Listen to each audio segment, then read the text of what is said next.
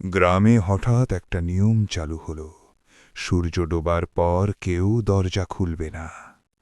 কারণ যে খুলেছে সেই পরদিন মানুষ থাকে না। একদিন দেখা গেল সাব্বির চাচা আর কথা বলে না। চোখ খোলা, মুখ খোলা, কিন্তু নিঃশ্বাস নেই। ডাক্তার বলল, হার্ট অ্যাটাক না, মনে হয় ভয়েই মরে গেছে। তারপর একে একে ঋতু, স্বামী, আরিফ সবাই একই ভাবে। শেষে গ্রামে শুধু আমি বেঁচে থাকলাম। এক সন্ধ্যায় দরজায় ধীরে ধীরে টোকা পড়ল।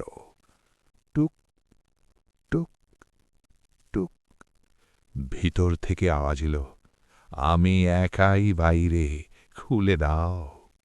আমি জানতাম ওই কণ্ঠটা মানুষের না।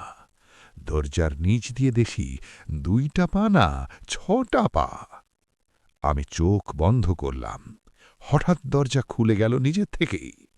সবশেষে শুধু একটা কথা শুনলাম, এবার গ্রামটা পুরো খালি। পরদিন সকালে লোকজন গ্রামে ঢুকে দেখে গ্রাম আছে, বাড়ি আছে, কিন্তু একটাও জীবিত মানুষ নেই। এই গল্প যদি কানে হালকা লাগে, লাইক দাও। সাবস্ক্রাইব না করলে দরজার বাইরে কে দাঁড়িয়ে আছে সেটা আজ রাতেই বুঝে যাবে।